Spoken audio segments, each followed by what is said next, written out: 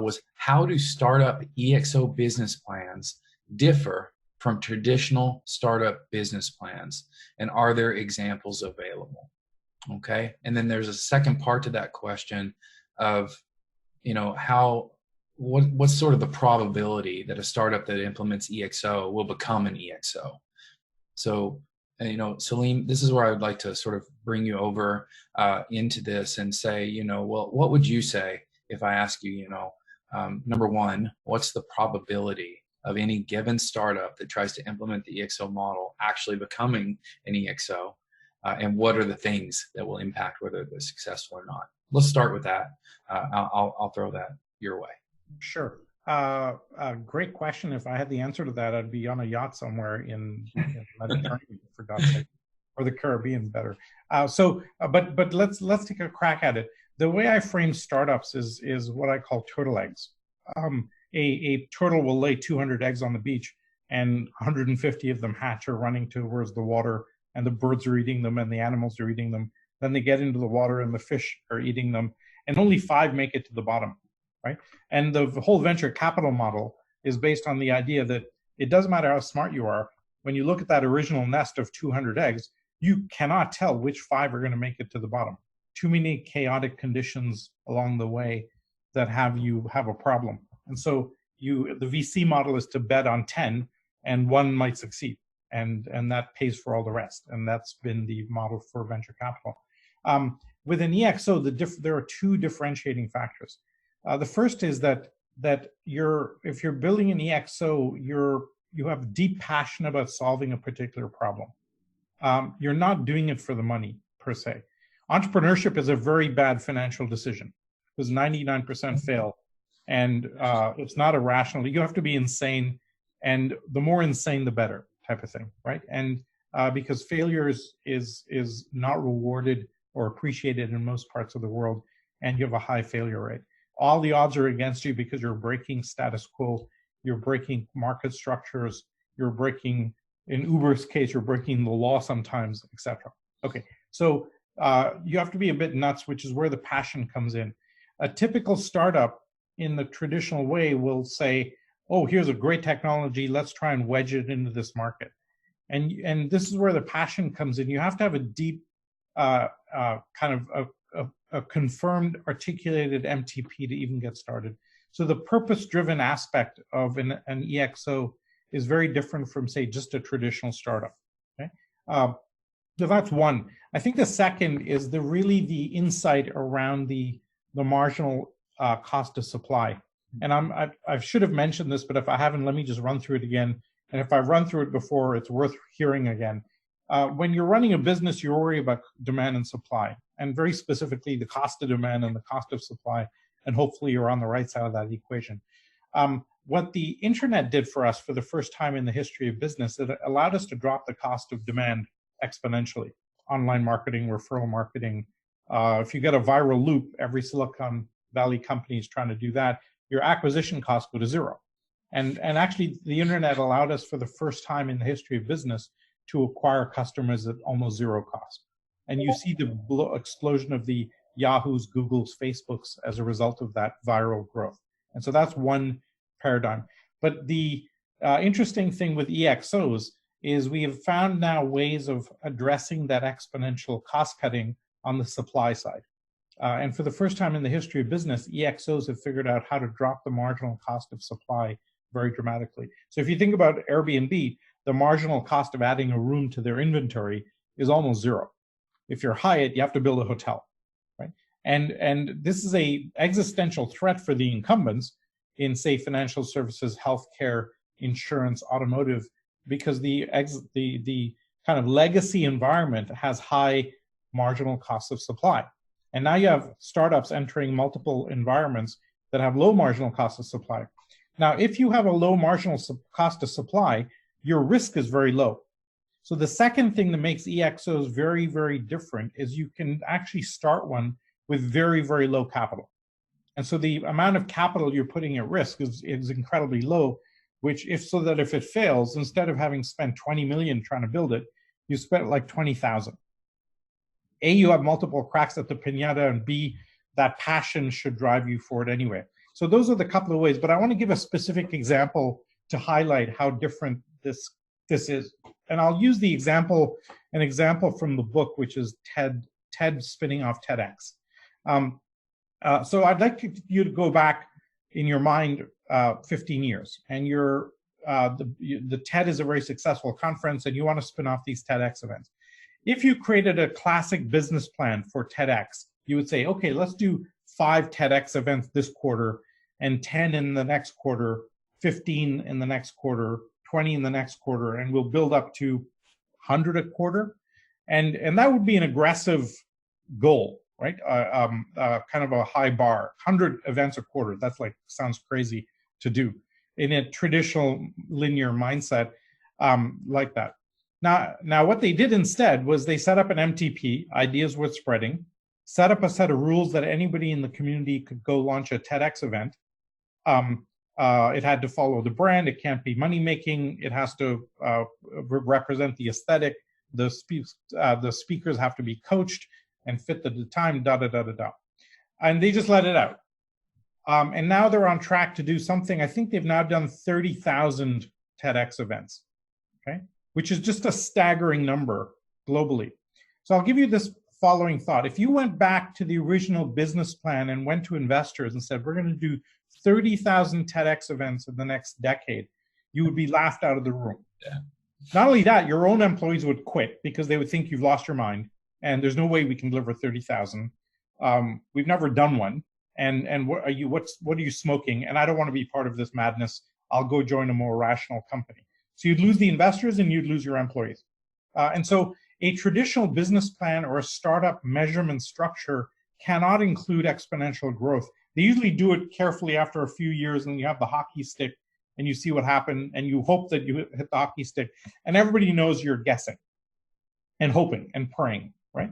So this is the challenge. But if you do it properly and you set the foundation properly, boom, you can have exponential growth very, very quickly. And we've seen that now in any number of hundreds and hundreds of companies operating this model. So this poses a huge challenge for investment, recruitment, et cetera, et cetera. We opened up our EXO platform in June with 600 members, and all of a sudden we have 3,000 at the end of the year. And you can't put that in a business plan because A, you would have limited yourself trying to be reasonable, or if you show it to anybody, they think you're crazy. So this is the challenge you now have to face. So the way to think about this is to say, this is our MTP, this is the vision. I'll just use cancer as an example. Everybody in the world cured by cancer in the next 5 years. You've no idea how you're going to get there. But what you do is you set up the structure, you build community, you go through the steps of building an EXO, and at some point something will take off, and then you're ready to go for it. And if the whole thing collapses and doesn't work, your downside risk is very, very low.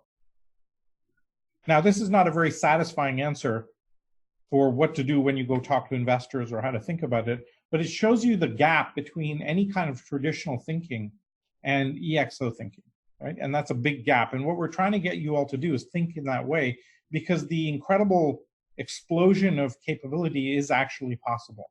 And if you're not doing it, by the way, somebody else is doing it, right? So the way we think about this is, if you're doing a startup, you should be deploying and implementing all 11 characteristics and so on. And if you're an incumbent, then put full effort behind 4 of them. The big question is which ones are the best for your industry, size of company, state of growth, et cetera, et cetera. I'll point you to a company called Smart Group out of Australia, which does employee benefits management for big companies. So they're a B2B service provider. They actually have a program where they have a dozen projects going on in real time for each attribute. So for dashboards, algorithms, community, every quarter they re-up the project. So they've got a dozen projects representing 10, 11 EXO characteristics, all running to transform the company in real time on a nonstop basis. So they've taken that approach, and their market cap has gone like this over the last 5 years. Right? And so there's some good precedents and some good analogies now that we've watched after 5 years of the book being out. Let me pause there if there's any follow-up, and Kent, if you have some additional thoughts, would love to hear them. what you just said, implement all of the attributes, the MTP, do everything that they're supposed to do. What are the real chances of startups becoming an EXO in the true sense of the word? Yeah, so the chances are, I would say the chances are similar to doing a traditional startup, because all the normal failure modes are still there, except for two things. One is if you're following your passion, you're going to learn a ton along the way, okay? And the second is that the downside risk of doing it are so low, because the first effort is to go create community and off you go. So if you go to chapter 6 of the book and follow that step by step, you can actually get through a large number of the steps of building an EXO without actually spending any money. And so you can actually put very little capital at risk until you know what's actually happening. Once you get to a minimum viable product, then you apply lean startup metrics and lean startup thinking to iterate. And if you're iterating properly, then you have a chance of succeeding that's higher than anybody else. And the key thing is that you don't stop. And I'm going to repeat the statistic I have, and I've mentioned this before, I think, on this course, which is that Larry and Sergey, when they were creating Google, we look at Google, yeah, there's one Google. The reason we have one Google is they did 350 investor pitches before they got funded. Most of us on this phone call would not go through 350 no's waiting for a yes. You know, we just don't have that gumption. And what kind of insanity and madness do you have to go through 350 investor pitches where people tell you there's a dozen search engines out there, what the hell are you doing? And your advisor saying to you, you're insane, you've done 280 investor pitches, shut it down now and go sell vegetables or something. And you keep going, right? So you have to have a special kind of insanity, which is where the MTP and the passion comes into play. Yeah, that was. I'm going to exaggerate to make the point here. Rather than building the business plan, I just go build a business. So for example, today, if you're in Silicon Valley and you want to pitch an investor, you're better off showing up with a live demo of a product that works or that has usage than trying to describe a product, right? Because you'll spend a ton of time on the business plan. And my favorite comment about this, I spent 5 years on a business plan. I spent a lot of time on a 5-year business plan. Detailed financials in Excel with personnel sheets and P&L and assumptions and the whole whack lot. And I sat down proudly in front of a VC and took him through it in detail. And he said, the one thing I know about this spreadsheet is that every single number will change. Every single number is going to change on the spreadsheet. Right? That's right. It's more about how you think about it. And I've spent months putting this damn spreadsheet together. The key in this type of environment, for example, in the work that you're doing, is so important. I'd rather see you spend the time building the business and building the community around what you're doing than actually building the business plan.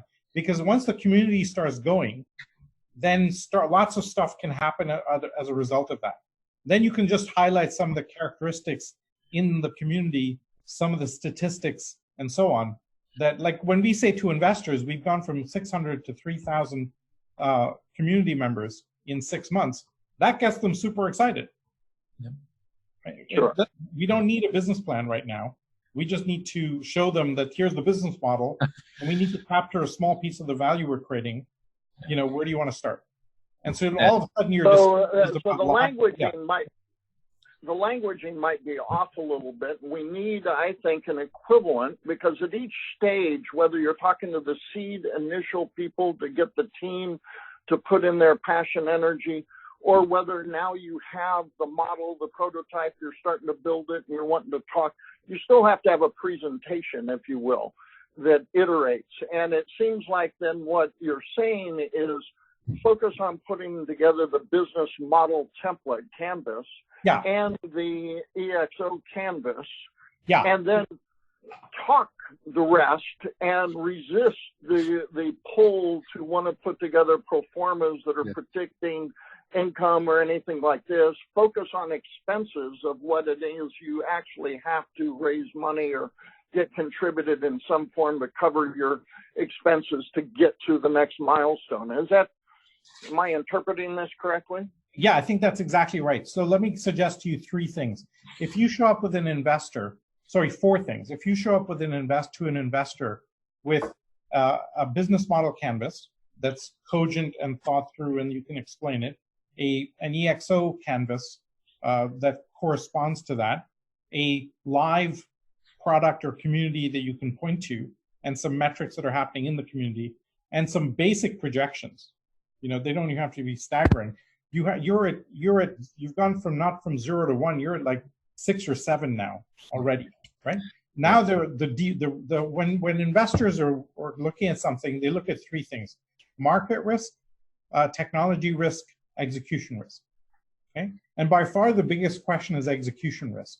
They worry a lot about can the team execute, and by showing up with this stuff, you've taken out execution risk. By showing them that you've got low marginal cost of supply, you take out the market risk.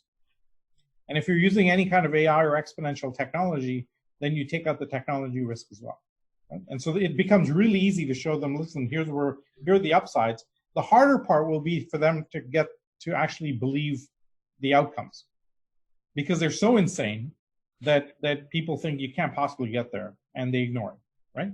And this is a big challenge that both Google and Facebook faced when they looked at the overall ad market and said, look, there's, if we capture, I'll give you a quick story of Uber. I have a ton of VC friends that did not invest in Uber.